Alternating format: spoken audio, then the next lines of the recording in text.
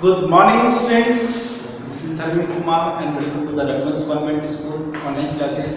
Dear students, school में announcement है, शायद आपको उसके बारे में इन्फॉर्मेशन है। अगर इन्फॉर्मेशन नहीं है तो मैं आपसे बोलूँगा कि जो स्कूल के कॉन्टैक्ट नंबर्स हैं आपके पास, नंबर आप कॉल करें, वहाँ से आपको उनके बारे में फुल इन्फॉर्मेशन मिलेगी। ठीक है, और ज़्यादा से ज़्यादा उस बात पर अवेयरनेस आप उठाएं। ठीक है, क्या अनाउंसमेंट आप स्कूल ने आपके लिए की है, उसके लिए इन्फॉर्मेशन आप स्कूल की कॉन्टैक्ट नंबर है वहाँ से कर सकते हैं। ठीक है, हम वापस आते हैं हमारे सब्जेक्ट के लिए। तो हम पढ़ रहे थे सिविक्स का second chapter, how our states are govern. ठीक है, so open your books and go to the page number 79 page number पे हमने देखा कि एमएलएस क्या होते हैं। ठीक है, असेंबली के बारे में पढ़ा हमने, ड्यूरेशन, कंपोजिशन और प्रीसीडिंग ऑफिसर्स के बारे में पढ़ा, विधान परिषद के बारे में हमने पढ़ा, लेजिस्लेटिव काउंसिल क्या होती है। ठीक है, अब हम बात कर रहे हैं किसके बारे में, function of the state legislature. जो स्टेट लेजिस्लेचर होता है, मतलब जो आपका जो विधानसभा होती है, उसके फंक्शंस क्या है। ठीक है, मैंने आपको बताया था जो विधानसभा होती है वो स्टेट लेवल पे होती है। ठीक है, और जो आपकी सांसद होती है, राज्यसभा और सांसद जो आप देखते होंगे, ठीक है, तो वो होती है आपकी सेंट्रल लेवल पे। ठीक है, तो लॉ मेकिंग मतलब कानून बनाना। ठीक है, a state legislature make a law that apply only the state concern। मतलब जो लेजिस्लेचर जो लॉस बनाती है वो क्या करते हैं, सारे राज्य में अप्लाई होते हैं, और राज्य के अलावा मतलब समझिए कि अगर हमारी जो एमपी गवर्नमेंट ने कोई लॉ बनाया है, ठीक है, तो वो एमपी गवर्नमेंट में ही लागू होगा, वो यूपी, बिहार, अदर स्टेट में लागू नहीं होगा। वहाँ के लिए वहाँ की जो गवर्नमेंट है वो लॉ बनाएगी। ठीक है, these are laws on subjects that have to be dealt with according to the special needs to states concerned these subjects including agriculture, land revenue, public health, law and other policy। मतलब ये कि जो state government है वो उसके जो क्या है, एरियाज क्या है, वो किन किन एरियाज में अपने जो लॉस है वो बना सकती है। उसके लिए देखिए कि वो क्या है, एग्रीकल्चर एरिया में वो अपने लॉ बना सकती है, लैंड रेवेन्यू मतलब जो भूमि कर होती है उनके बारे में, और पब्लिक हेल्थ जो वहाँ की जो जनता है, वहाँ की जो पॉपुलेशन है, उसकी हेल्थ के बारे में कोई अनाउंसमेंट कर सकती है। ठीक है, लॉस एंड ऑर्डर, जो लॉ और ऑर्डर है उसके लिए वो उसके कंट्रोल में होता है, स्टेट गवर्नमेंट के कंट्रोल में।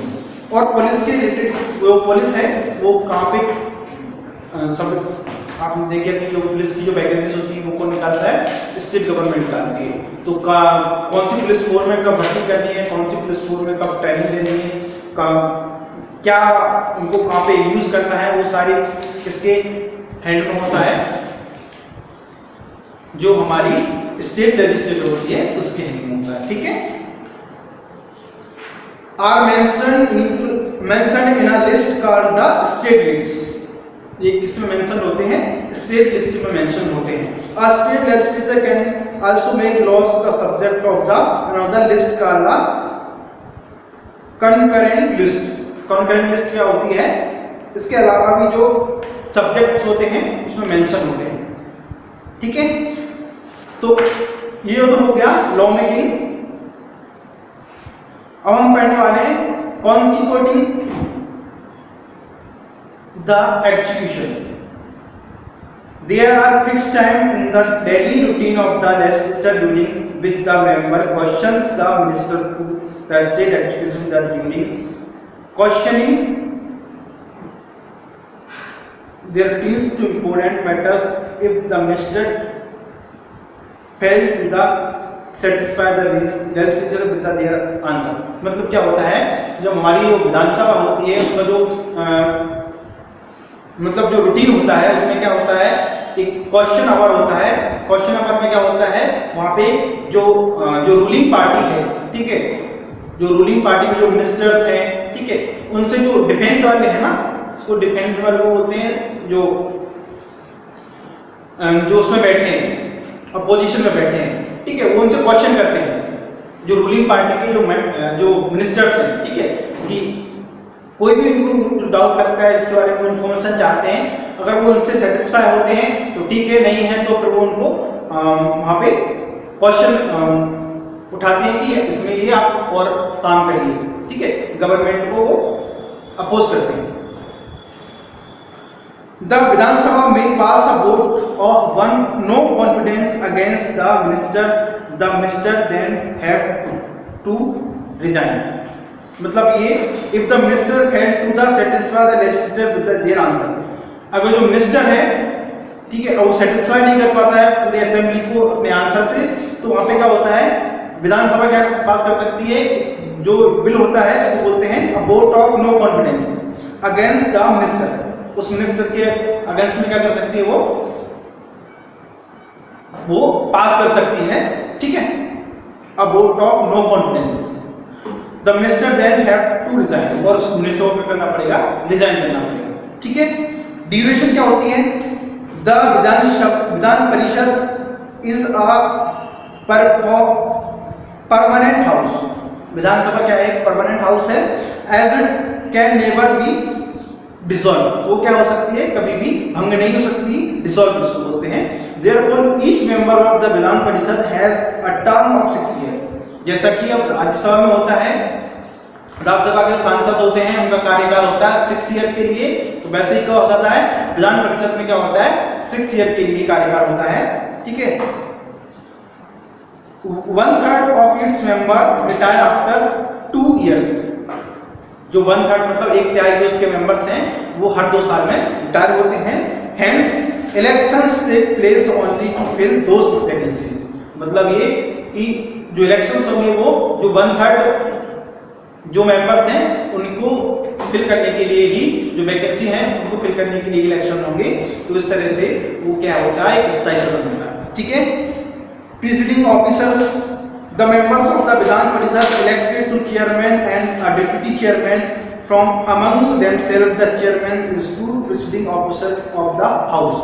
वो क्या करते हैं, अपने में से ये चेयरमैन और एक डिप्टी चेयरमैन कर लेते हैं, चूज कर लेते हैं, जो कि वहां पे क्या करता है, वो चेयरमैन होता है जो पूरी विधान परिषद का, ठीक है। Qualifications for the membership to the 2 houses, मतलब क्या है, 2 हाउसेस मतलब विधान परिषद और विधानसभा के लिए क्या क्या क्वालिफिकेशन होना चाहिए। सपोज कीजिए अगर आप चुनाव लड़ना चाहते हैं, ठीक है, इलेक्शन में पार्टिसिपेट करना चाहते हैं, ठीक है, तो आपके अंदर क्या क्या क्वालिफिकेशन होना चाहिए उसके बारे में बात करेंगे। तो the person must B citizen of India. सबसे पहले क्वालिफिकेशन क्या है कि वो जो नागरिक है जो चुनाव लड़ना चाहता है वो क्या होना चाहिए, हमारा सिटीजन होना चाहिए इंडिया का, मतलब हमारे भारत का नागरिक होना चाहिए, ठीक है। सेकंड क्वालिफिकेशन क्या है, to qualify for election to Vidhansabha the person must be not less than 25 years age and for the Vidhan Parishad not less than 30 years of the age. मतलब क्या है, जो विधानसभा है उसके लिए एज क्वालिफिकेशन क्या है, 25 years, और विधान परिषद के लिए एज क्वालिफिकेशन क्या है, 30 years, ठीक है। Must possess all the qualification prescription by the parliament, ठीक है।